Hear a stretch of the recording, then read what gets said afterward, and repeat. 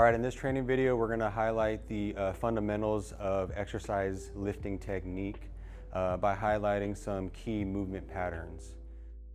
What we wanna focus for the most part when we're training for our job or training for our sport is the quality of movement. That's the base of a performance pyramid, and the next level up will be developing fitness so that way we have the work capacity to do these skills, and then the top of that pyramid would be the skill itself and like learning how to be proficient with those skills.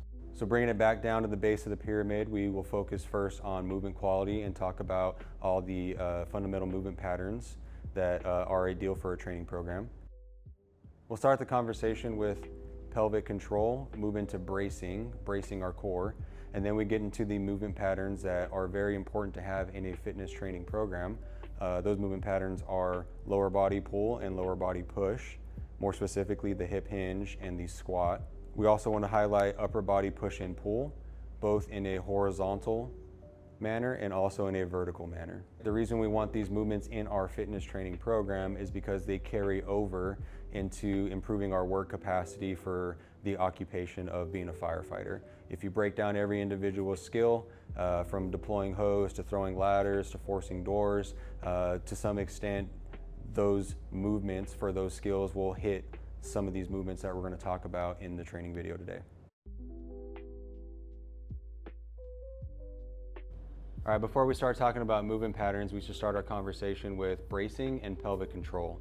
Pelvic control will be the first thing I talk about, and I like to use the ground for this specific exercise because it creates this feedback loop of where my pelvis is in space and whether or not I'm in the right position. So this exercise is just rolling from an anterior to a posterior tilt and getting a better idea of how to control our pelvis without compensating in other areas. So what's very common is some folks will go into a posterior tilt, and as they do that, their shoulders or their upper torso will lift off the ground.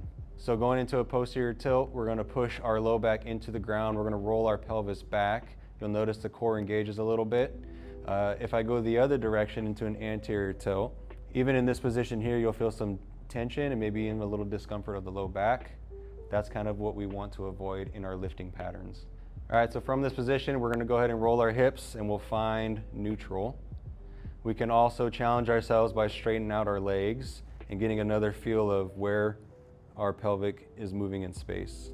So understanding pelvic control is going to carry over into a lot of the movement patterns we'll talk about next, specifically the hip hinge, the squat, and it's going to be very apparent when we're talking about pushing or pressing overhead.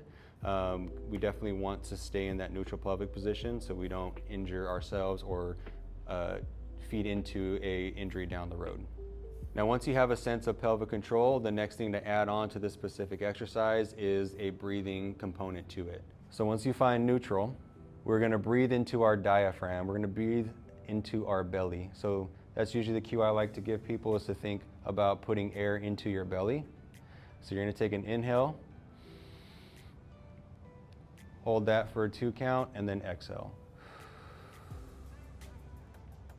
What you don't want is breathing with the chest. So if we are breathing and our chest is rising, we're not putting air into our diaphragm. And if we're not breathing into our belly, we're not creating this internal abdominal pressure that helps stabilize the spine when we move. Shoulders should be on the ground, pelvis should be on the ground. Only thing that's really moving right now is the belly and abdominal region. Okay, next up is how to incorporate bracing and pelvic control with the hip hinge movement pattern. I always set up with a nice straight spine. I have my shoulders stacked right over my hips, and right here is where I set my pelvis into a neutral position. So I know where anterior tilt is, I know where posterior tilt, too much of it is, and I find that middle ground. Hip hinge back, I got the abdomen filled with air. And from here, I'm going to pretty much pick my weight straight up. Come to a stacked position with my shoulders over my hips, my pelvis in a neutral position, my core is still engaged, and then I'm going to return to that starting point. A couple more reps.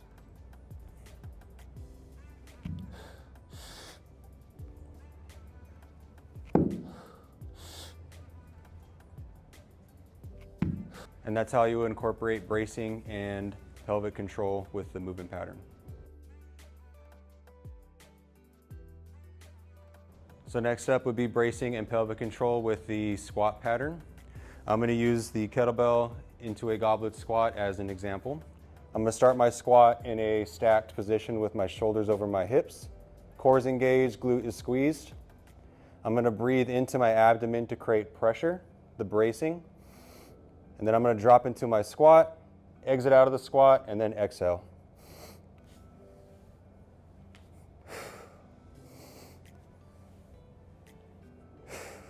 Again, pelvic control would be happening right before I drop into my squat, finding that middle ground between anterior and posterior tilt, where it's nice neutral spine, and then we're maintaining that neutral spine as we go through the squat pattern. In comparison to the hip hinge, we do have some forward shin angle or some forward shin movement. Ideally, we want to have a parallel relationship with the shin and the spine. So as I perform the next rep, you can see how the shin and spine are both parallel to each other with a slight forward angle.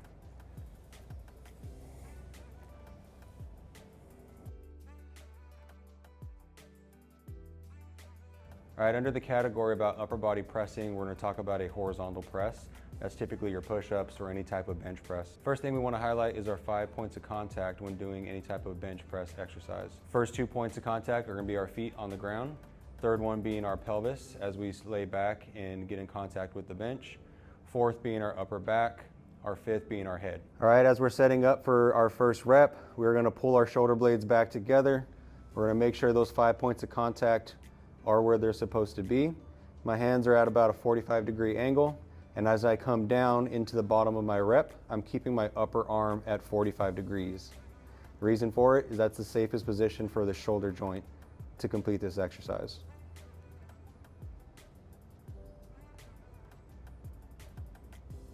A few extra pointers. I'm keeping my fist right over my elbow as I come down into my rep, so that way my forearm is vertical. An extra pointer is my core engagement. I am actively keeping my core engaged so that way I can maintain those points of contact with my upper back and top of pelvis, because we want to make sure that torso stays in contact and we're not slipping into an anterior tilt.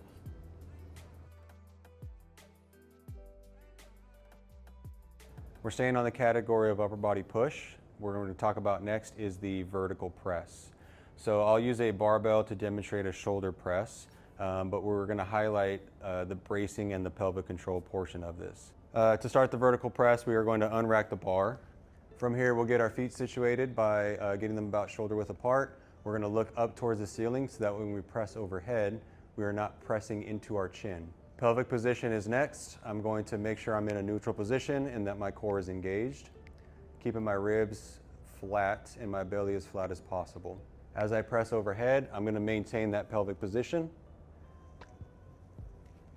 with each rep. When pressing overhead, we want to avoid the rib flare, the disengaging of the core and the anterior tilt of the pelvis, because that puts a little more compression on the low back, and especially with the load, over time can lead to some injuries or issues of the low back. Our next exercise is a horizontal pull. The exercise I'll use to demonstrate that movement is a bent over row.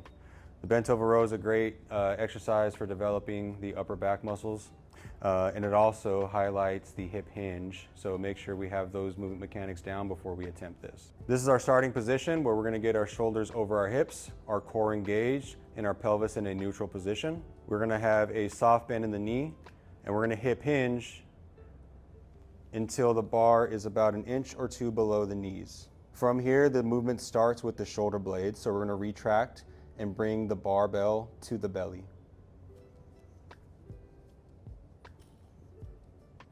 Now to throw bracing into the equation, we're going to take our breaths in between reps, where we're going to inhale, brace the core. After you finish your rep, you're going to exhale. That looks like this.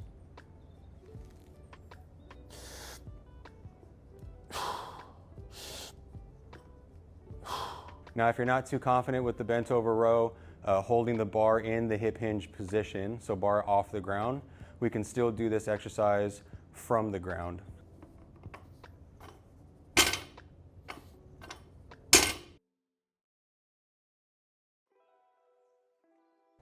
For upper body pull movements, we'll talk next about a vertical pull. That's typically done doing pull-ups or any type of lat rows. Right now we'll demonstrate a one-arm lat row using a resistance band. We'll get our pelvis set into a neutral position. We'll get our core engaged. We'll lean forward a little bit so that way our ear is right next to our bicep. And then from here we can pull the band straight down, get a downward rotation of the scap, get the lat engaged, and stay stable throughout the core.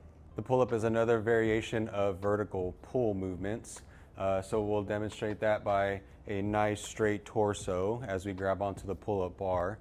And then as we pull up, we're going to bring the bar to the top of our collarbone.